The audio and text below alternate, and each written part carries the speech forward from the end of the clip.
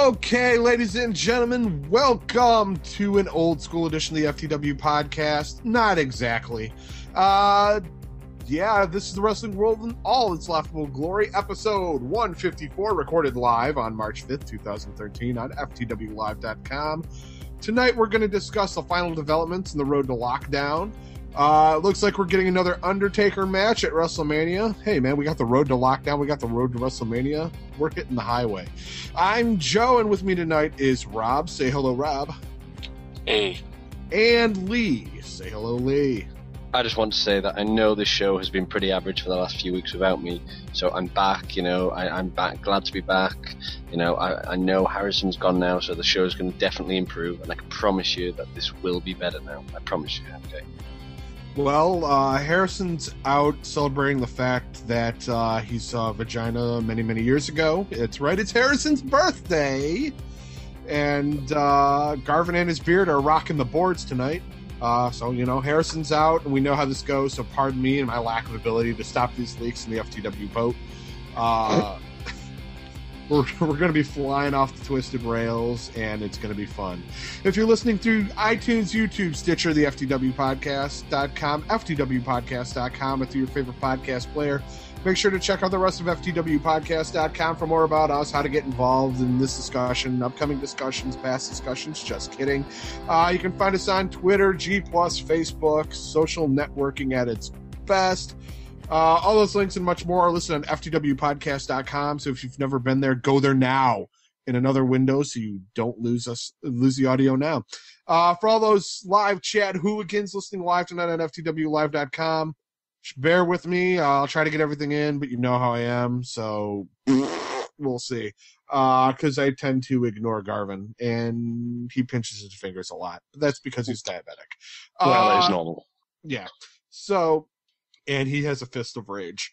This episode has been brought to you by the official I'm an FTW podcast guy tee. It's also been brought to you by the official I'm an FTW podcast girl tee. That one's skating around the internet all of a sudden. Get it now, as well as all of our other merch at FTWpodcast.com/shirts. All shirts start at $15. We've got all kinds of sizes for you, all kinds of looks, and love it.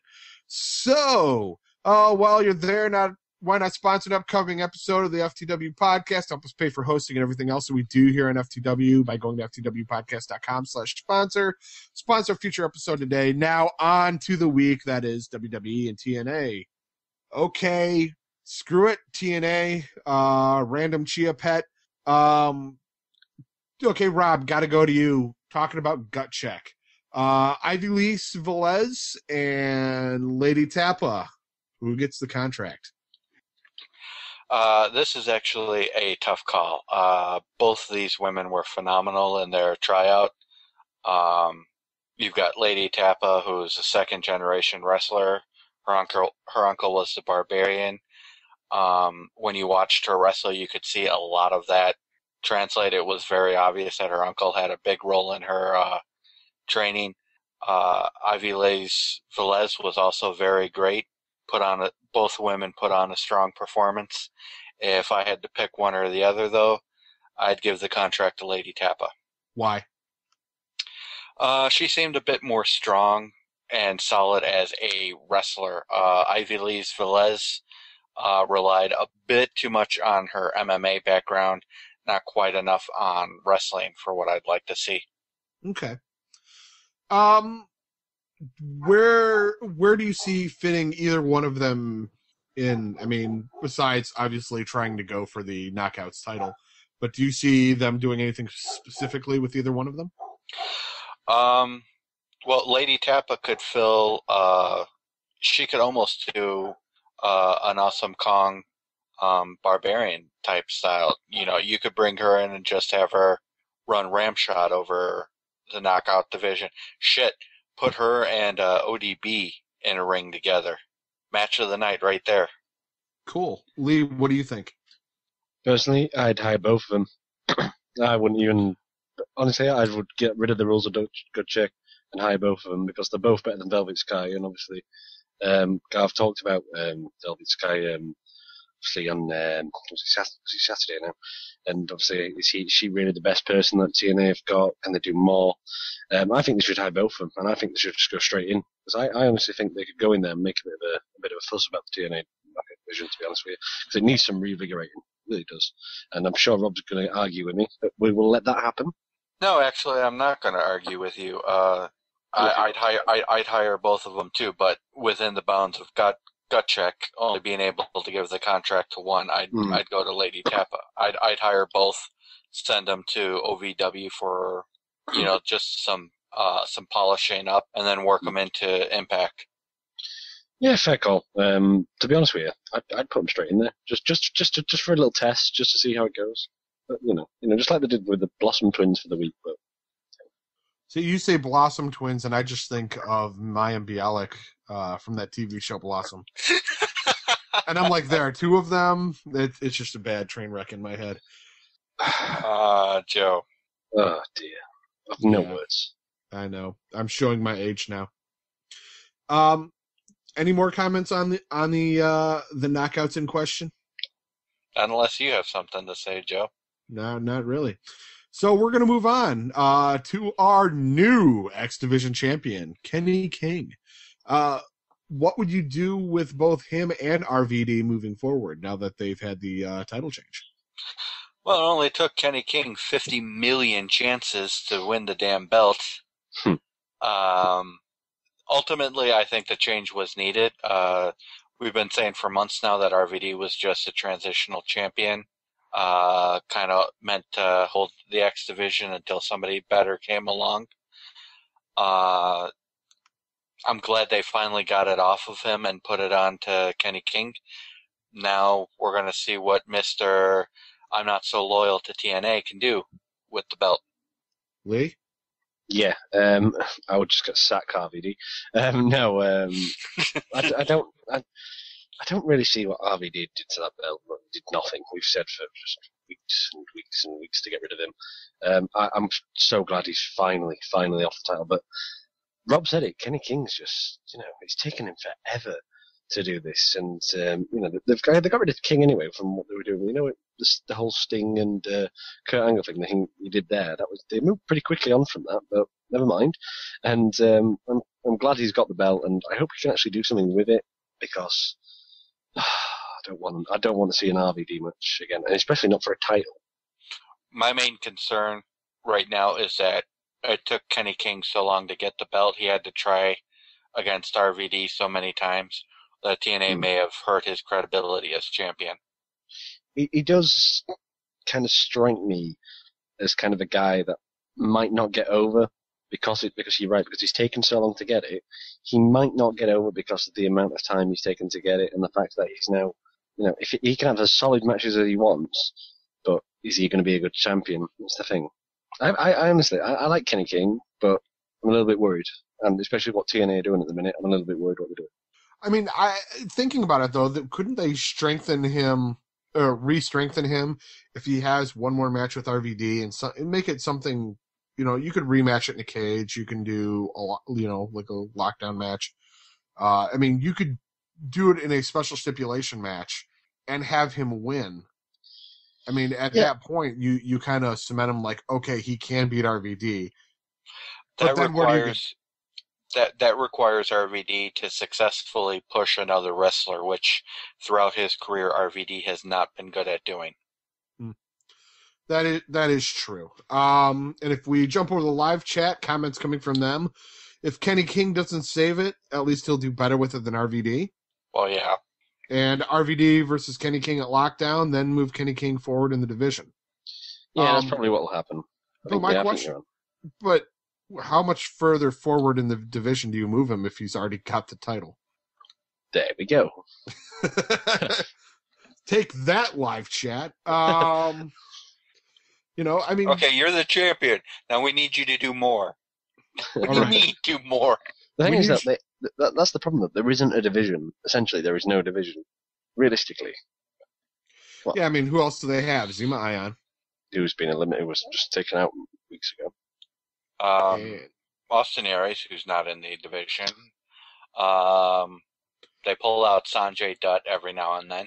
Is Yeah, this when- about, is this I about hate the when- time we break up the Mexican Connection or, Chavo? My God, don't mention them. No, Joe, don't say that again.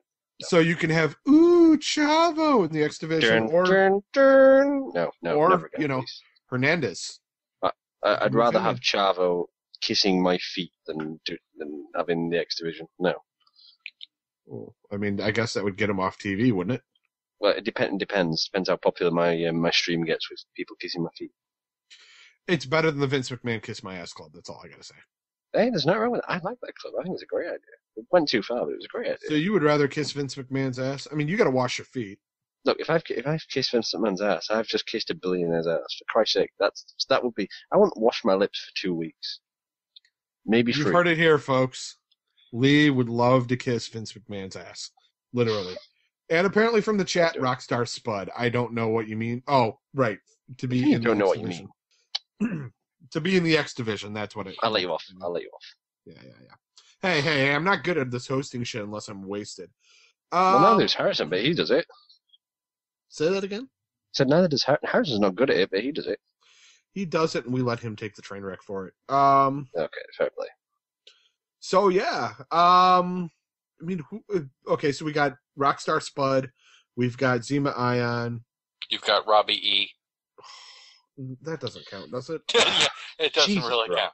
Why do you have to bring that up? Because he's technically a wrestler, and he's technically on the TNA roster. Yeah, and I don't like it any more than you guys do. And I'm technically a wrestling expert, so let's just move on, shall we? What about reopening the division for guys like Magnus and Samoa Joe? I mean, that could let in Hernandez. That can let in. I mean, that changes the dynamic in the X division. Magnus could be a good addition. Douglas Williams was phenomenal as the X Division champion. I remember that. Yeah, that's back when I watched TNA regularly. Joey Ryan, he's another option. According to live chat, don't forget Joey Ryan challenged RVD for the title at one point. He could make a comeback. Oh, and what's his name? Eric Young came back, so you can put him in the X Division too. The beard automatically wins. Next topic. No. I forgot all about Eric Young, and that's a shame. Yeah, he's got 75,000 followers on Twitter now. I just saw that today. That's what I meant. But everyone's forgot about Eric Young.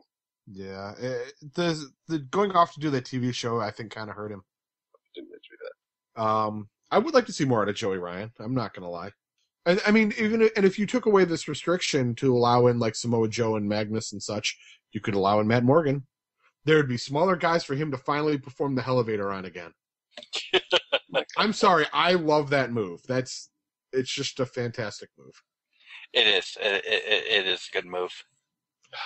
Jesus Christ. Yeah, it is. So we might as well move on. Jesse Sorensen has a new position in TNA, and it's not doggy. According to TNAinsider.com, he is now a marketing and production assistant. His Twitter account says he's a former TNA X Division wrestler. Is this the end of Sorensen's wrestling career, and is that a good move for him? Lee? Well, it's better than probably what he's going for at the minute, because obviously the injury sitting back for a while. And to be fair, I think it's pretty sensible. Because even if he could come back to TV, I'm not really sure how big a push he'd get. I mean, we all do, he's back, but then it'd wear off after a few weeks, etc., and the chances are he'd be lost in the pile. So yeah, that's fair enough, to be honest with you. I think he's made a smart move. I think they've got more potentially more money there than you have wrestling. Potentially. Depending on obviously what card they put in on, and plus it's another side of the business as well that you look into. True. Rob? Yeah, I agree with Lee, and I mean he's going to make more money if for no other reason than the fact that he'll get a regular paycheck as opposed to getting paid only if he's booked. Outside of that, I think both TNA is looking. I think TNA is looking at what happened with like Alex Shelley, who injured his knee, comes back, injures his other knee, comes back, injures his ACL.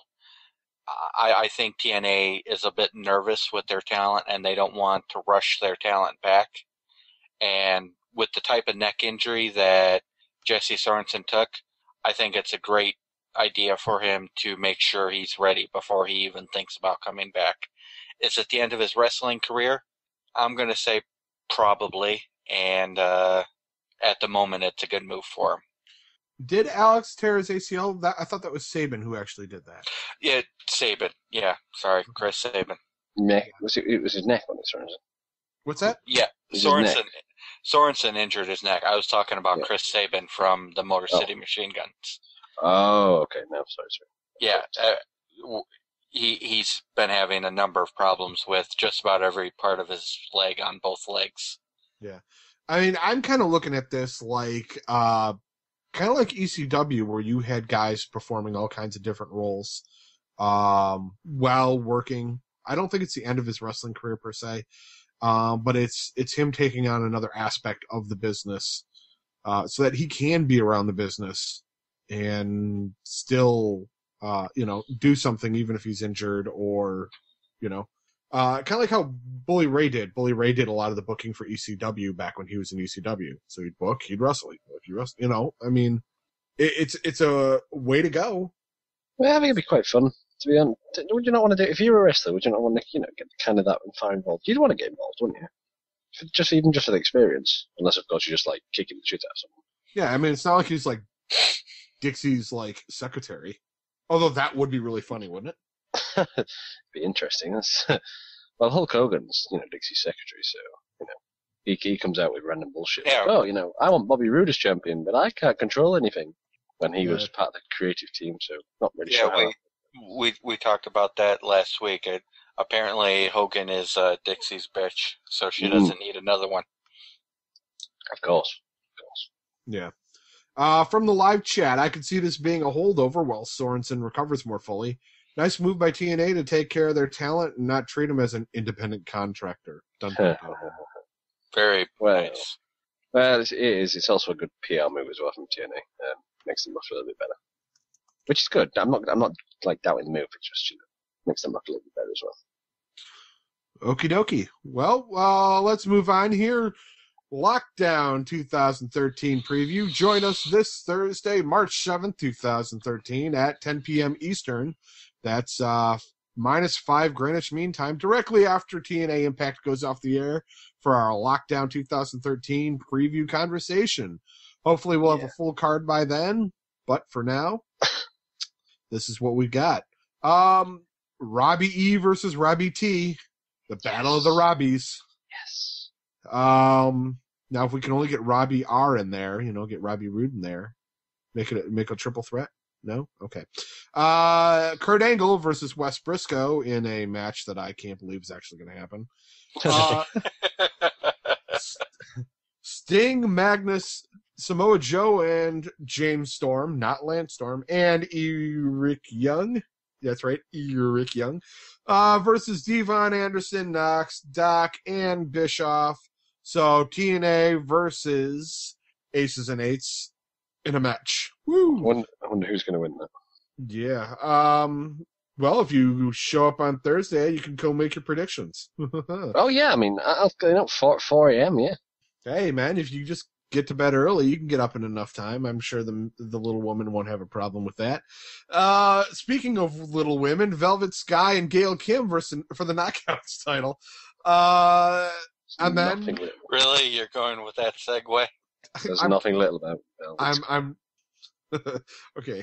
See, but then if I say, okay, Velvet's not little, but Gail is, that's a rudation joke, and I'm not going to make that one. So well, she's little. Well, Gail is little. Regardless, it comes off racist, and I don't want to go there. You are the resident racist, though, Joe. No, that is Lee. No, that's Mike. That's Mike. Lee. That's Mike.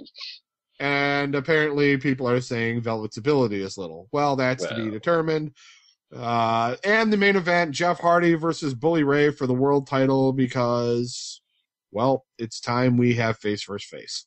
And okay, Jeff Hardy's got two faces, so what can we do? Okay, I'm just going to say this, and then obviously we'll talk more. Well, some of you will talk. I might be there on Thursday. I think that they've really, really buggered away their time for lockdown. I really think that they've cut a lot of pay-per-views out, and I really do think that they've kind of messed up a little bit. I really do think that they've kind of wasted a lot of time. That's just me. Oh, that's Lee's opinion. What's yours? Head over to FTWpodcast.com, chime in. You can email us. You can hit us up on Twitter at FTW Podcast.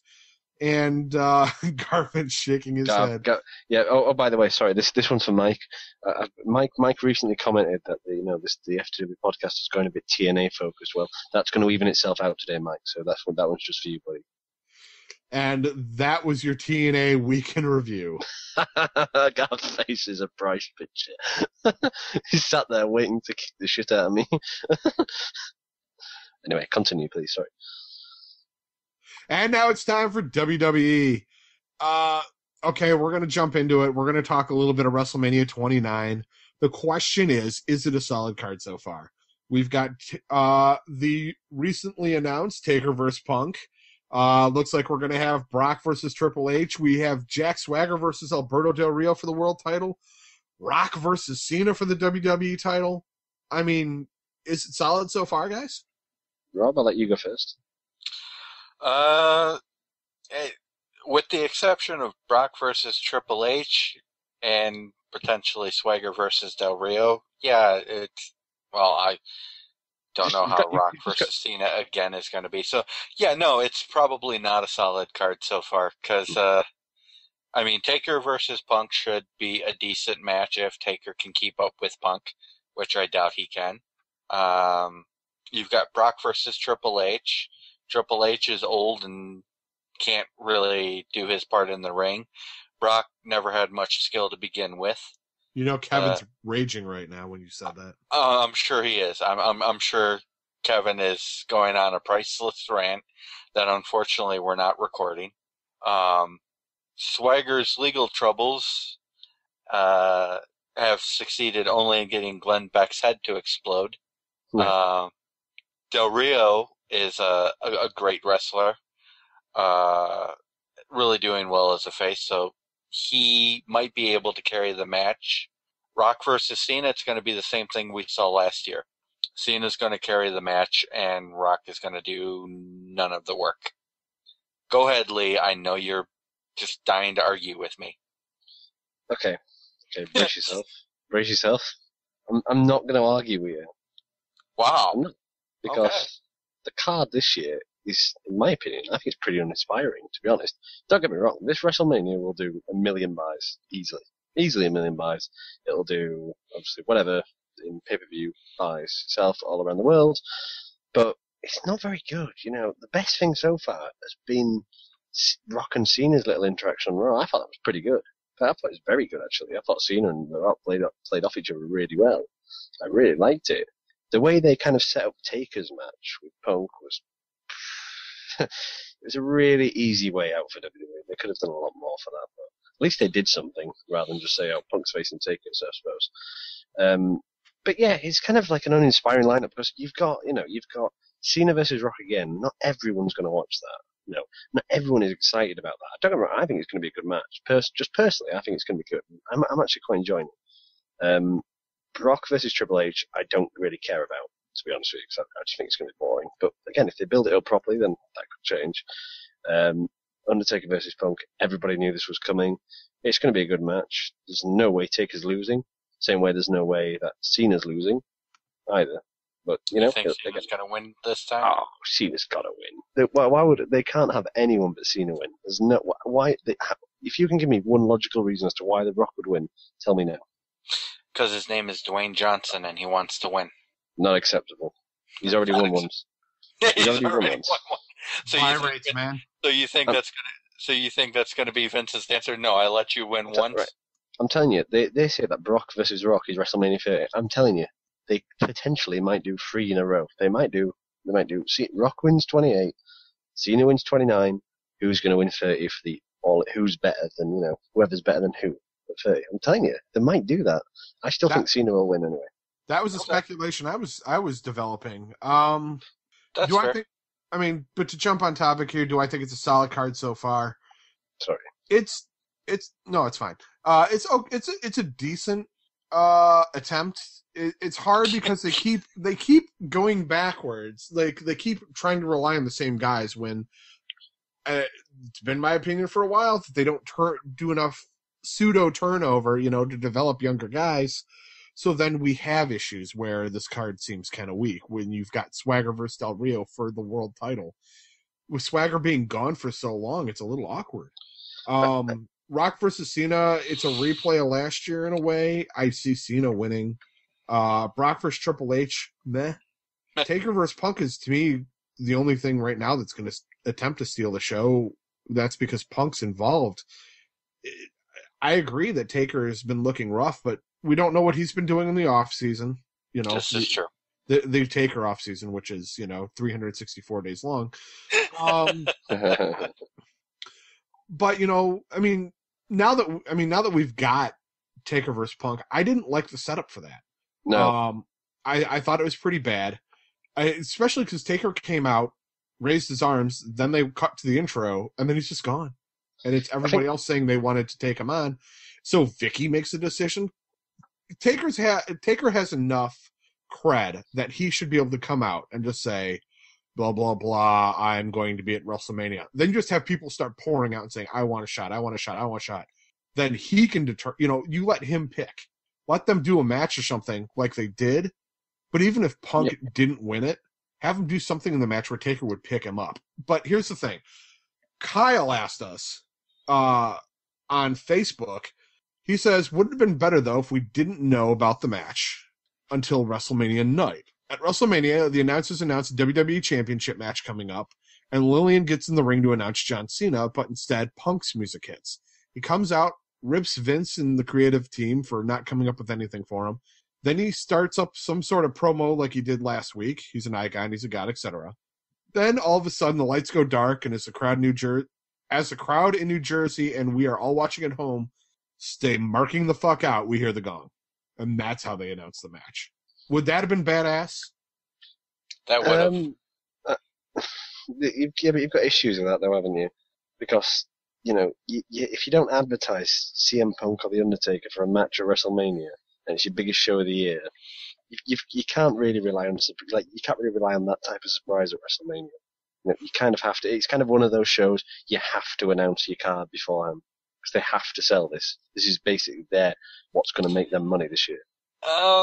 Yes and no. I mean, I see where you're coming from with that, Lee, but it's fucking WrestleMania.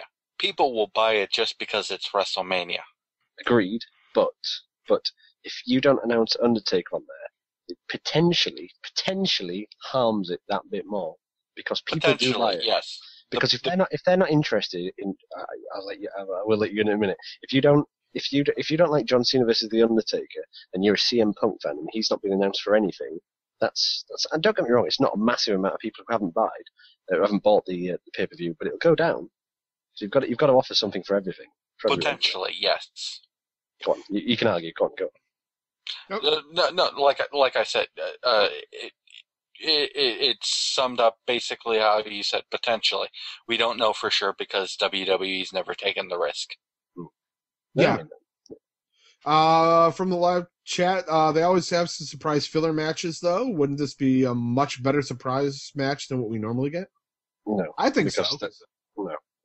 I mean, I would love to see WWE pull something like what Kyle suggests. Why?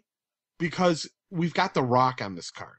And for the fans who are going to scream, oh, the Attitude Era was such much better, it's awesome, and nothing's going to be as good as the Attitude Era. Duh. Well, you've got The Rock. Rock's going to sell the pay-per-view well enough anyway. So... When's Harrison coming back, by the way? I don't know. I'm not coming back. Okay. I'm Harrison. Thanks for the setup, Lee. But... I mean, then you could have a surprise, especially since we haven't seen Taker since the last WrestleMania. Like, seriously. What? I mean, what do you do? I mean, you could have him come out like that. It would have been badass. You already have the buy rates with The Rock. You don't necessarily need to sell Taker anymore. And for the people who don't buy the WrestleMania, if WWE pulled something like that, you bet your ass they're going to buy WrestleMania next year. Oh, of course. Yeah, but that's too much of a chance you'd take. What if the product's dull on there? What if the product's gone dull by next January itself? If you pull that with The Undertaker, You know, there's a certain amount of people that are pissed off the Undertaker isn't there, and a certain amount of people that think the Undertaker's not there. And there'll be a certain amount of people that are pissed off that The Rock's in the main event, and a certain amount of people that John Cena's in the main event, and a certain amount of people that CM Punk isn't on the card. You know, it's pretty much all the same fan group actually that we've described, but there'd still be that certain people thinking about it. I was going to say, aren't those all the same fans? Yeah. But they still make up the numbers at the end of the day. You know, there was a comment on our page, just about a week ago, and when silly stupid girl just said, I said, oh, would you buy WrestleMania if you didn't know the main event? And she said, oh well, I don't have to buy any pay-per-views because I can watch them for free. Smiley face. Oh well, there you go. You're not going to change that fan itself, but right. If you need to make your product at WrestleMania as good as possible, so they will definitely order it. You have to go all out. You cannot take the chance in announcing something like that on the card, on the night. I mean, I understand that, but it would be cool if they did it. But, I mean, to take an offshoot of the question you guys had, Lee, I mean, It's WrestleMania. Even if you didn't know the main event, would you buy? And 9 times out of 10, the people are going to say yes, because it's WrestleMania. Unfortunately.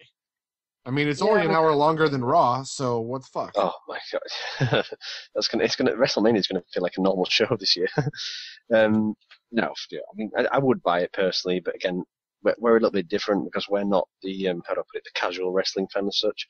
We're more we're kind of, if you want to smart, whatever the fuck you want to call it. We like wrestling. We'll watch it. Whatever the chances are, we will watch it. Whatever. Well, I exclude Rob there because he might not in certain cases, but that's fair enough, to be honest. You know, he actually I buy WrestleMania almost every year. There we go. Then. Would you buy SummerSlam if I didn't know the main event? Yeah, probably not. There we go. Yeah, but the only pay-per-view I think besides WrestleMania that can get away with buying it no matter what is Royal Money in the Bank. Oh no, your Money in the Bank I think nailed it as well. I think Money in the Bank. Okay, I will give you that one because that one slipped my mind. But yeah, Money in the Bank and Royal Rumble, because the Rumble is always so much fun. That's true. Yeah, the Rumble is always fun, and they always have they can always put a decent match on it for the WWE title as well, or the World Heavyweight Championship, because they don't have to main event. So yeah, good call. Yeah, and then somebody gets smacked in the head with a scepter. And then Sergeant Slaughter wins the match and takes the WWE title. Oh, what a fond memory. Does anyone else just feel a little bit disappointed in WWE for what they're doing with Jack Swagger? Like, because you had this match that they made with Del Rio. I was shocked that it was Swagger they chose. I thought it'd be Ziggler, but they're not really pushing anything anymore. They had the Glenn Beck thing. They're not really doing anything anymore. They're just kind of staying on the same line. But that's the thing, is that was so hot. That's the thing. I mean, they're taking the Swagger character because they can easily push him to be the USA racist, and they're doing that to go against as Swagger sees it, a possible illegal immigrant, and that's the story that they're going with. That he's going against people who aren't quote unquote from the United States, from America. Yeah. They could really push it though. It's WrestleMania season. They can say ass. They can say, well, they can go a little bit further than they normally do. They don't have to have the censor on their ass for the meantime. They can push it a little bit. They can go a little bit further than what they're Well, doing. we'll see what happens. I mean, we still have 4 more weeks. We do still have 4 more weeks. So we can see what's going to happen if they're going to turn it up or not. Just to please Mike and just to upset Rob here, the 1 week the 1 or 2 weeks we've had of WrestleMania build has been better than the whole lockdown build. Just for you, that Rob. Thanks, Lee. Hey, I love you deep down. Deep down in the gullet of his belly. So here's a question for you guys now. Who should be next in line for the tag team titles? Brodus and Tensai, Rhodes Scholars, Primetime Players, or do you just keep the titles on Team Hell No? Whatever happened to the tag titles being renovated? Whatever happened? Rejuvenated? I thought it was. Thank you. I can tell it was pissing you off. It's 20-2. Okay, that's my excuse, and I'm sticking with it. Shut up, you. You know who I'm talking to. Have another beer. Whatever happened to tag team wrestling being the main focus again, coming back? it's died again and gone to hell. Lee, I'm so glad you haven't listened to the past, 3 or 4 shows, because you're hitting all the points that we discussed. My God. See, I come back, I make the point that everyone else makes, because that's just how good I am. That's how good an analyst I am. Yeah, but in all seriousness, Team Hell No are done. The primetime players, I don't know what really they've done to the primetime, but I don't know who they've upset, what they've done. They've done something. Brodus and Tensai, Garv may think it's a brilliant idea. Yeah. Yeah. See, I'm thinking the next in line is the primetime players. They've been doing good matches with Team Hell No. And Okay, Joe, sorry, I'm going to stop you there. Team Hell No beat them with one arm behind the back. Right, I understand that. So you tell me how the primetime players are going to look big if they take the tag titles off them. Primetime players will hang on to them until it's time for Brodus and Tensai to get them. Or the Usos. Somebody call them out. Where the hell are the Usos? Yeah, hang on a minute. Hang on. Hang on. We say this every month on this podcast that the Usos are going to come up from nowhere. You tell me where the Usos are, and they still are from 5 months ago. I'm just surprised that Rhodes Scholars are still on the list when they supposedly split up. They can just, it depends what week you're on. But hey, I'd rather have the Usos have a shot and not be on TV than Epico and Primo, who lose to the New Age Outlaws on Raw. Hey. Oh, Joe, I'll tell you where they are, because I've just seen the news. The Usos won a dark match before the taping of SmackDown today. That's how good they are. They won a dark match. Hey, it's a win. Win is a win is a win. It's more than Zack Ryder's getting. It's more than who's getting? Zack Ryder. Oh my God. I thought you were just saying that as a joke. I was expecting another who out of you. It's been that long since I remember Zack Ryder. He's so irrelevant, Zack Ryder. Yeah, everyone's forgetting about him. With good reason. He's got 1 million followers as well. Yeah, the dude's doing really well, but I mean, he was as far as social media goes. But yeah, but I don't get it. I will move on. Thank you for the nudge. But he's got 1 million followers. How do they not take advantage of that? How? They tried to take advantage of it, but Zack Ryder just couldn't deliver when he was in the ring and had the spotlight on him. WWE tried to give him a push. Hang on a minute, Rob. Yeah, no. The only push they gave him was Kane gave him a shove off the stage in a wheelchair. Yeah. And then he was made to look like a dickhead, and then Eve slapped him. So you tell me how we're supposed to work with that. They gave him a few matches where he looked very subpar before, outside of the whole being pushed off the stage, being slapped by Eve and such. You know, the guy just, I don't know, he failed to really step up. But he had some stuff going for him on SmackDown that WWE tried to give him, which he failed at. Yeah, but SmackDown, you kind of, it's kind of the same show every week, just repeated they're kind of going through the cycle every 4 weeks. SmackDown, basically the same thing happens. It's just it happens monthly. It's like a woman's menstrual cycle. It kind of starts off. The same thing happens. 4 weeks later. It's just kind of one of those. And for our women fans, that's Lee at the FTWpodcast.com. You can try and send it there. It'll just get forwarded onto Harrison's email because that's all where my redirects go. Or you can try Lee at WrestlingNewsSource.com. Maybe that one might work. That also doesn't work. Oh, sweet. So the question though is could this possibly be a storyline that they're building? Because they keep bringing up Zack Ryder's Twitter complaints in commentary. I don't think, realistically, it can't be. This has been going on for months. He's been whinging for months and months and months, like 5 months, 6 months. Surely it can't be a storyline. You never know. I mean, they could be setting Zack Ryder up for a heel turn where he fights the system. Yeah. My only problem with that is it would basically be turning Zack Ryder into a CM Punk wannabe. Yeah, there's no mistaking. Yeah, but there's no mistaking CM Punk from Zack Ryder, realistically. Yep, I would agree. I mean, what do you say to that? What do you say? Absolutely nothing. Well, I suppose you can say a lot, but I wouldn't want Rob to feel hurt because I do like Rob, unlike certain other members of the podcast that won't be named. We'll continue on. Fair enough. Well, I guess we'll move on. WrestleMania 29 preview show. Join us Saturday, April 6th, 1:30 p.m. Eastern, on FTWLive.com for our WrestleMania preview conversation. We did it last year. It was spectacular. It came live from my basement. But for now, this is what we know.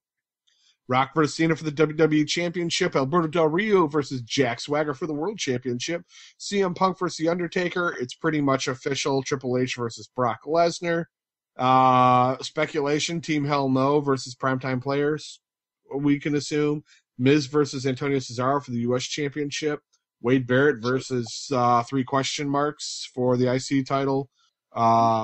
Sheamus, Big Show, and Orton versus The Shield. Versus 3 question marks. How good are they? Well, they must be pretty good. Ryback versus question. That's like ha. And probably Tamina versus Caitlyn for the Divas Championship because we haven't seen any type of build-up whatsoever. Jesus Christ, Tommy. If that's what they come up with, my God. Like, no offense to either of them, but Jesus. Hey, it could be Caitlyn versus Mae Young. I'll tell you what, I'll take it. Hey, she turned 90. Good for her. I know. She's going to wrestle. When she turns 100, she's going to wrestle Steph on an episode of Raw. If that happens, that would be the best moment in Raw. Fuck the beer trucks that Stone Cold did. 100-year-old woman wrestling Stephanie McMahon on Raw. You just think about that for a minute. And I love that Vince said he'd put his money on May. Well, when it comes to McMahon's and wrestling, Stephanie was never half the wrestler that Shane was, or that Vince was when he stepped into the ring. Stephanie has never really had talent as an in-ring competitor. Well, you know I think Stephanie kind of has like the breasts, kind of the visual side, the visual side of things. Yeah, I was actually going to say that. I was going to say the visual. So, Rob, do you remember when Triple H went to pedigree her for a table? Yes. Yes. That's what I'm kind of thinking of. I'm sorry. Some of the best Jericho promos were when he was so funny. Was making fun of Stephanie. Oh God, yes. And then she got the boob job, and then they put the picture of her before and her after on the screen. Oh my God, that was hilarious. Drowning pool song. Let the bodies hit the floor. Let the boobies hit the floor. That was so funny. It was. Sorry. Totally distracted. I miss when Jericho was. Jericho going after Stephanie McMahon was Jericho at his best in the WWE. Always calling her a dirty crack whore. Oh God, Jericho is so funny. He's still funny now, but I wish it. Is Jericho going to have a match at WrestleMania then? Because I think he is. It could be Jericho versus Ziggler. That's the rumor. Well, it'd be better than Mark Henry versus Jericho. No. Yes, it was Mark Henry versus Jericho. Yeah. That was bad. Yeah, don't do that. I'd like to see Ryback versus Henry. Ryback versus who? Big who? The sexual chocolate, Mark Henry. All right. But anyway, I just thought you were going to say something else there. The Big Slow? No, he's not doing 2 matches in one night. Okay, well, we're going to move on. It is now time for Ask FTW. Yes. You can send us topics to talk about via email at questions@ftwpodcast.com, on Twitter by using the hashtag AskFTW, by posting on our Facebook wall or in our Google Plus community, or even leaving a comment on the site. You've got no excuse now, so send it and we'll bring it into the discussion. And if we don't, well, we either didn't like it or we just didn't see it. So, Okay, so kids, what's next for Aces and Eights? Could it be Bully Ray? We had this posted on... no, we didn't have this posted on our site. This was posted by Greg, friend of the show at 406northlane.com. Could Bully Ray be the next step for Aces and Eights? Could he be the next person revealed? Let's go with Rob. No. This has been kind of conspiracy theory since everything began. I don't see them pushing Bully Ray into Aces and Eights. It throws a wrench into too many different storylines that TNA is trying to run right now. And Bully Ray's getting really good crowd reactions as a face. Okay, Lee. If you'd asked me this question originally, like when the first Aces and Eights member was going to be revealed, I would have said yes, gladly. but now it just doesn't make any sense at all. And I don't care what anyone says, this is a mess. Aces and Eights is still a mess. They've still won only about 2 to 3 matches. They don't look good. They don't. You shush. Come on now. No, in seriousness though, I think it's a waste of time now. I really do. I think it's just dragging on, and I really think there's better uses for the talent in there as well. I still think this could be one of those wacky Bischoff WCW whacked out stories. Like all of a sudden it's going to be Bully Ray, and then who's gonna be able to stop Bully Ray and Aces and Eights, and it's probably going to be Brooks Vagina or something. It's going to be something really just stupid. Brooks Vagina. It's going to be Claire Lynch. Yeah, that's Joe at FTW You are not allowed to mention those 2 words, Joe. What, her vagina? No. You know which 2 words. Oh, the podcast. Got it. No. Okay. You will not trick me into saying those 2 words. Come on, Rob. Claire Lynch? Rob. Dun, dun, dun. Yes. All right, we're gonna move on. Gary on Facebook asks, do you think that the New Age Outlaws should become the tag team champions? Lee. Why? Well, yeah, I mean, if they wanted to do it for a couple of weeks, why not? Yeah, if they wanted to do it for a couple of weeks, yeah, why not? Just to re-enliven it for a little bit. That'd be good fun. Not permanently though, because they're old. I mean, they're great guys and they're still great. They're great wrestlers, but it's the wrong direction. They need new blood, new talent, and we need someone else in there. So not permanently, but new is fine. Alrighty, Rob. Why the fuck not? At least they're a viable tag team, unlike half of the tag team division in the WWE and TNA for that matter. Yeah, I think the New Age Outlaws could be great. Like Lee said, short-term tag team champions. Could be good fun. Fair enough. I'm gonna say I don't think they should, but if they did, they better look really damn good. I want to see more Road Dogg. I saw Billy Gunn live. He did all right. And, I could see it maybe for a short term to put over another team. So that works. From the live chat, why not? Billy Gunn looks awesome and Jesse James is still awesome on the mic. Use them to put someone else over. Not a bad idea. Not a bad idea. And man, yeah. The Road Dogg, Jesse James, is pretty badass on the mic still. Oh, well, that was brilliant. Yeah.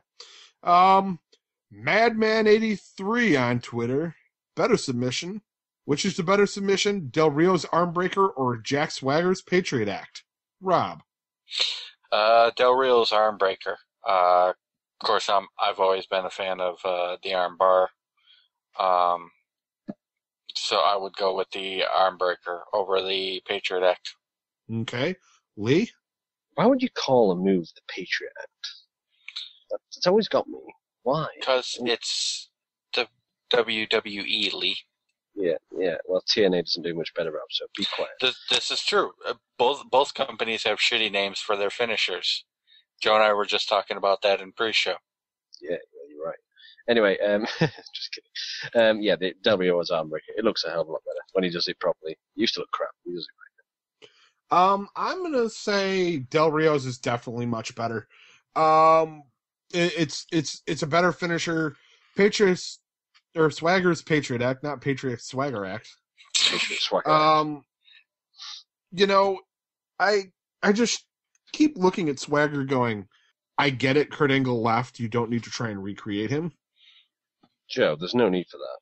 Look, they only found a little bit of weed in his car, okay? There's no need for that kind of comment.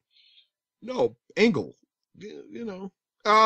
He's just a rehash of Angle, the USA thing, the hash. He said rehash. And the ankle lock.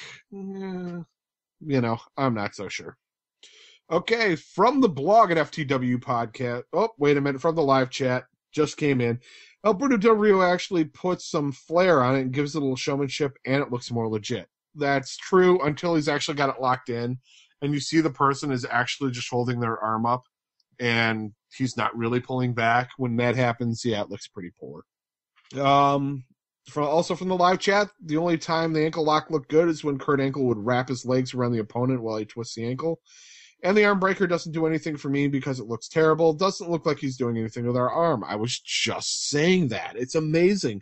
But I agree, when Kurt Angle really locks that sumbitch in, puts a little stank up on it, yeah, it looks great. Thanks, Stone Cold. With the arm breaker, when you say it doesn't do anything for you, I bet it's because of the camera angle more than it's because of the actual arm breaker. Because depending on which way you look at it, it looks more painful for one angle than it will from the other. And it's nice that he's got that almost like a spinning heel kick applied to lock it in. That flip. It looks good. That does really look good. So, okay. So from the blog at FTWpodcast.com, would Zack Ryder be more successful if he didn't have the Jersey Shore style gimmick? Rob. Well, given the fact that I don't think Zack Ryder could be less successful at the moment, I would have to say yes. If Zack Ryder had a better gimmick or was allowed to be himself a little bit more, he probably would be more successful. Okay. Lee? I think Jack Swagger's answered this question. I think Zack Ryder's answered this question. He's already said that he wished he'd have stopped making the YouTube videos at 50 rather than 100, which they went to. So I don't think it's a case of his gimmick. I think WWE just killed him. I really do. I honestly just think they killed the show. And I agree with him. They changed the show around. They've just made him out to be a merch king for a while. And the kids still love him, but we don't take him seriously. And I really do think they've kind of screwed him over in a way. But then that is his job again to reinvent himself, because you can't keep the same gimmick if he's not successful. So it is his job to reinvent himself as well. Okay, it's an additional 15 seconds by Lee, but he took Rob's 15 seconds that he didn't use, so that works out. When did the rules get so strict around it? I helped Lee out. I knew Lee would run over, so I deliberately compressed my time. Assholes are taking all my time. Do I think Zack Ryder would be more successful if he didn't have that gimmick? Yes and no. I think the caricature it became is really a shame. But he goes on to say it's not really a character, it's himself. So maybe they amplified it too much. But I agree with him that after WWE took over his show, it fell flat. I stopped watching episodes. That was a waste of 30 seconds because you said what I said. So you just copied me. So it was a waste of 30 seconds. You didn't need that time. I could have used that time. But you were done. Okay, we're gonna move. Oh, see from the chat, Zack Ryder is the hero TNA needs and the one they deserve. My comment to that is you've got Robbie E. No, you go with that theory, and if you sign him to TNA, you've got my best wishes. Good luck with that one. You get Lee's future endeavors. Okay, moving on. Does Fandango have? Oh, I'm sorry. Does Go have any shot of being successful in WWE, or will he just be another Brodus Clay? Rob? He will not be successful in the WWE. Fair enough. Lee? Well, to be fair, it was a very flat opening on Raw. The crowd weren't brilliant on Raw, but it was a very flat opening.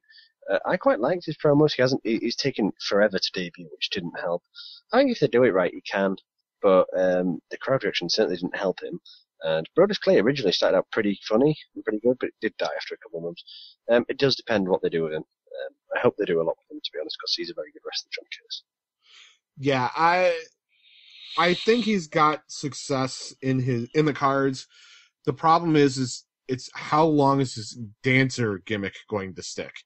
I mean, really, he looks like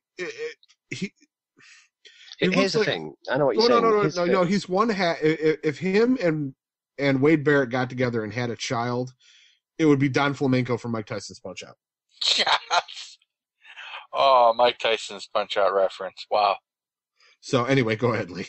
I don't really think I can follow that. The thing with Fandango is you've got it right. You look at someone when they first come in the WWE. Is that gimmick going to be in the main event of a pay-per-view? The obvious answer is no. It's simply no. So there's some point is going to come where you're going to have to change that gimmick. I mean, you're not going to have a dancer who's going to main event, are you? Let's just be honest about this. Right. But did Goldust ever main event a pay-per-view? but was he ever truly successful?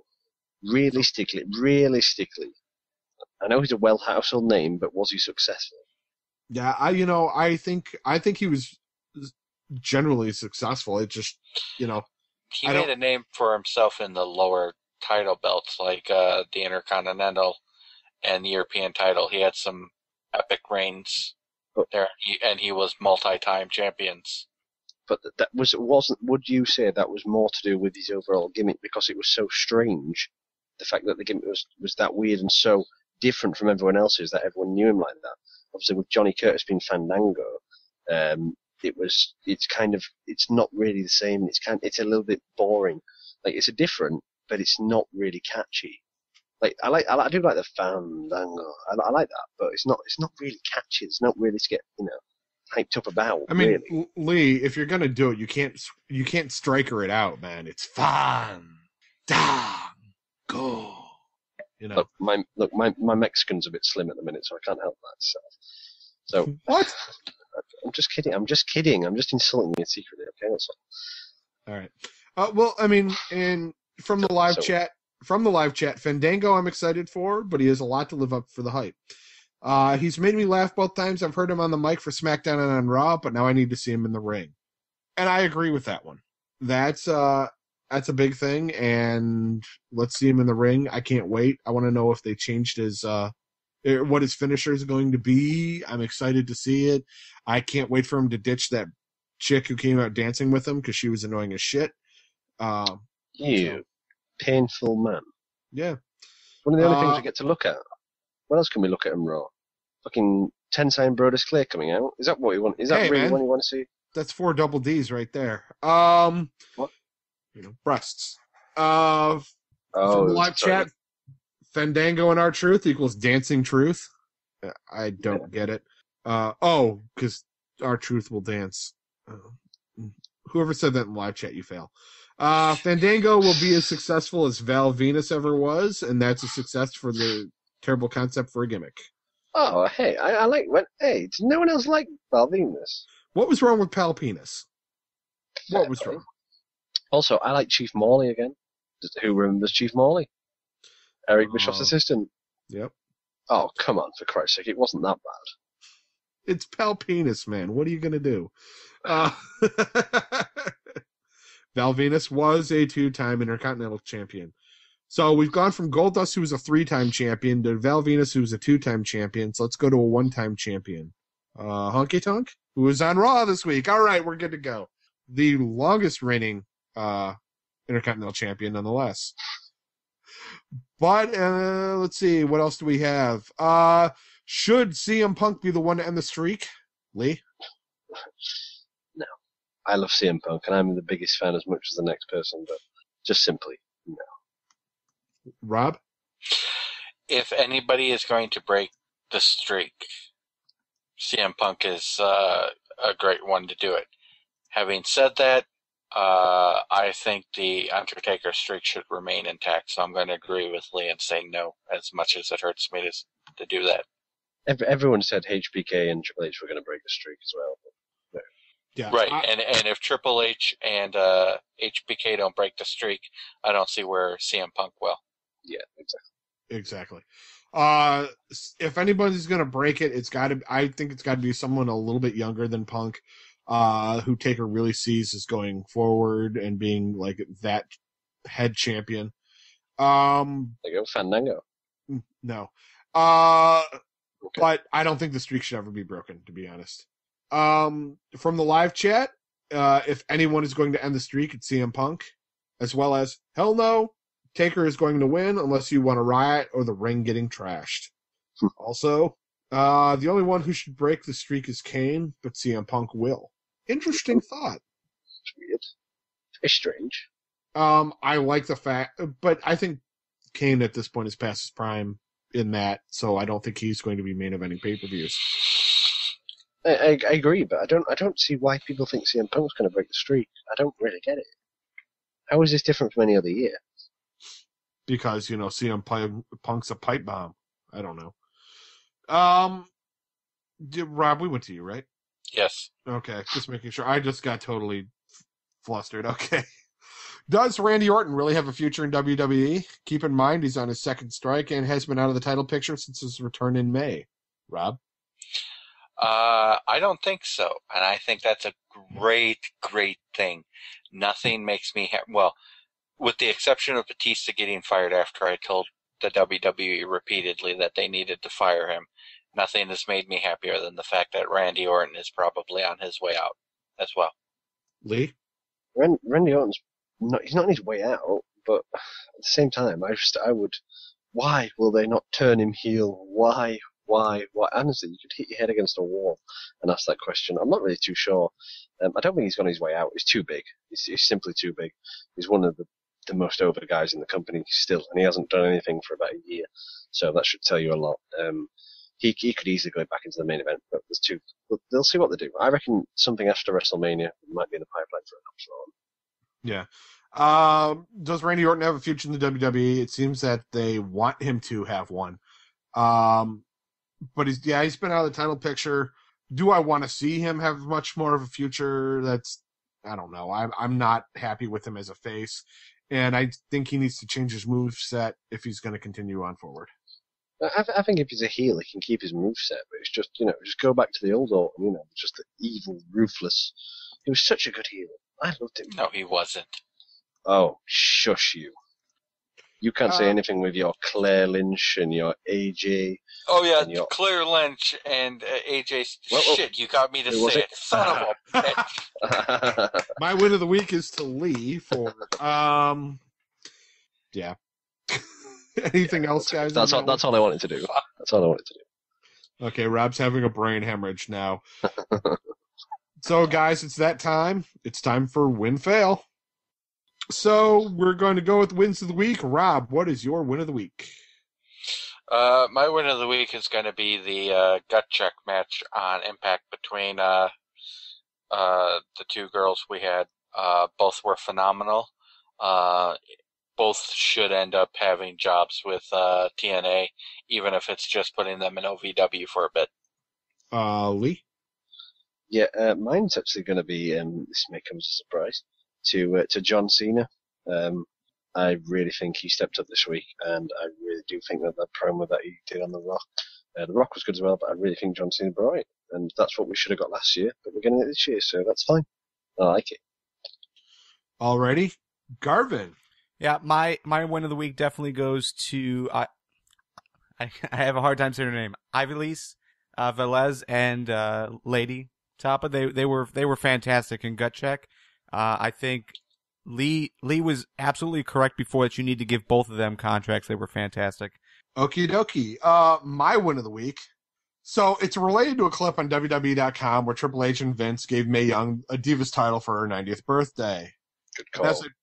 And as I told my wife about it, I commented on how Mae and Vince really had this genuine love between each other, and I clarified, not like sex love, but it was a very genuine, caring.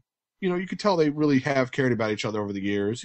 Mae Young being around as Vince grew up and everything, but I clarified, not like sex love, and of course my wife goes, otherwise you'd end up with a hand. So that's my win of the week. I thought you were going to say. My wife made a hand joke. I honestly thought you were just going to say, honestly, it's not like a sexual relationship, and obviously your wife was just going to go, oh, so that's just like our relationship as well. Then that's what I thought you were going to come out with. Hey-o. Holy, I'm so glad I have your address. Yeah, I am screwed. Yeah, Lee, what's your fail of the week? I think you having my address comes pretty close up there. Wait, no, go ahead. Yeah, I'll get to the chat's wins and fails after. Okay. Normally on a good night I would choose TNA's build up for lockdown, but I think I may get shouted at, so I'm not going to choose that for safety reasons. I think it has to be WWE and the whole. I don't know if their crowd was just mic'd wrong, or they had some form of incident that happened, but they just died and killed. Or not killed the show, but they made it a lot less fun. The old school show is normally the best show, one of the best shows that they do, and it was a good show. It was a really good show. But the crowd were just on and off all night, and I don't know what was wrong with them, but Jesus. Killed me last night. Killed me. Okay, Rob? My feel actually will be the build-up for Lockdown. I think TNA could have done a much better job building up their big pay-per-view than they have so far. Oh, Rob. Oh, Rob. Oh, I'm proud of you. Hey, I told you, I called TNA out on their mistakes. Yeah, and at least you do. Garv just kisses their ass half the time. Anyway, move on, Joe. Sorry, carry on. My fail of the week is going to be Old School Raw. I thought the show felt extremely flat. Most of the guys they had out there didn't seem like they needed to be out there. Aside from the set, I don't think they didn't need any of those veterans because, well, they hit The Rock on. I think Taker's appearance, at least the first one of the show, was incredibly lame. They could have had Game for him. I'm not really sure they didn't. You watching the same show of the week? Yeah, I thought it was lame. I thought him coming out, raising his hands, and then leaving, like when they went to show the promo, the opening show thing, horrible. Him later on, obviously it was him, but I felt the Vicky premise to set up the match to pick Taker's opponent was kind of weak. So the whole show wasn't bad. What was good? The Rock Cena stuff. The Legends coming back was always good fun. The Fatal 4-Man match was good. They've done too many old school Raws to bring back all these. They've done all these older one. guys. They've done it a few times. They've done one. No, they've done one old school show. Really? Because they may have done one Raw that they actually called an old school Raw, whoa. but they've done this gimmick before. No one said anything about any other gimmicks. I was saying they did old school Raw once. No one said anything about the other kind of gimmicks. I'm just simply going by what WWE calls it. Alrighty, wins from the chat. All right, the wins from the live chat. Impact this week. CM Punk ruining Mae Young's birthday. No Harrison. Yeah. Oh my God, yes. Fandango. And the AJ Styles bit. And then that's all we really got for wins. For fails from the live chat, Zack Ryder getting destroyed by Mark Henry. No Divas on Raw again, or really anywhere. The crowd at Raw was pretty bad. The fact that this was Impact's go-home show. And those are your fails of the week. From the live chat. All right. So, kids, make sure to join us at 1:30 p.m. Eastern this Saturday for Wrestling with Beer. Myself and Garvin will be reviewing a beer, talking about the FTWDraft.com, about FTWDraft.com, you know, the FTW Draft. That's still going on. And more beer. Get your beer recommendations in. If we give a fuck, we'll take them. I will be brewing on Sunday, so I may take last-minute suggestions on what to brew. Rumor has it Garvin's going to be walking through the show, Garvin will be walking us through his bottling process during that show. And speaking of the draft, this is the final week of the regular season already. Damn. And Rob is just barely staying alive with the 8th and final slot. It's between him, Diva Jill, and Ken. You can find all the results at FTW. I will destroy you, Diva Jill. Yeah, she needs to be destroyed. Oh my God. Hey, Garvin wants trash talk. I have not trash talked all season. I have now fulfilled my trash talking requirements. You've done pretty horrible this season, though, so you really had no room to trash talk. Which is, I was about to say, which is why I've not done any trash talk. My team sucked ass.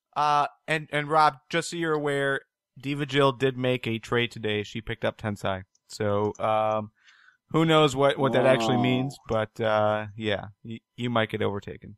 I will not be overtaken. If I have to shoot people, I will hold on to my spot. Well, that's lovely. Yeah, on that note, shall we close the show on that note? Yeah, that sounds like a plan. So that's the show. Go check out FTWpodcast.com for more information about us, how to get involved in the future. Check out our new and improved site. Thanks to Garvin, we've posted links to our iTunes page, so you can rate us higher than any other podcast because we fucking deserve it, as well as links to other ways to support us. We appreciate any help we can get. And obviously, you've heard this show. We need it. Again, you can sponsor a future episode by going to ftwpodcast.com/sponsor. That's right, Lee. You can sponsor us. And while you're at the site, you can check out all the shirts we have available at ftwpodcast.com/shirts. Thank you to everybody in the live chat. We record every FTW podcast episode on Tuesdays, 8 p.m. Eastern Time. That's 1 a.m. Greenwich Mean Time at FTWLive.com. Don't forget Wrestling with Beer, Saturday at 1:30 p.m. Eastern. And our TNA Lockdown Go Home review show at 10 p.m. Eastern. That makes it up to be about, what? Let's see, 8, 9, 10. Let's see, 10, 11, 12, 1. Joe's trying to do 3 math. Bear with us. a.m. 3 a.m. Greenwich Mean Time, right? Yep. It's actually 4 a.m., but now that you've said that, then we'll just... You know what? If you want to, if that's too early, then people just show up and listen to the music. Garvin will rock you some tunes. Oh, yeah, the music on Saturday really was great. It nearly killed my eardrums. I'm going to have to complain to Gav about that. Yeah, well, you've got to turn down the volume on your stereo, and if it's too loud, you're too old. What's wrong with a bit of Mozart? What's wrong with Mozart? Everyone thought of putting some Mozart on? No? What, then we're going to get our moogs together and drink a little milk and listen to a little Ludwig van? This isn't Clockwork Orange, man. What is it? It's pro wrestling. It is the FTW podcast, and we out.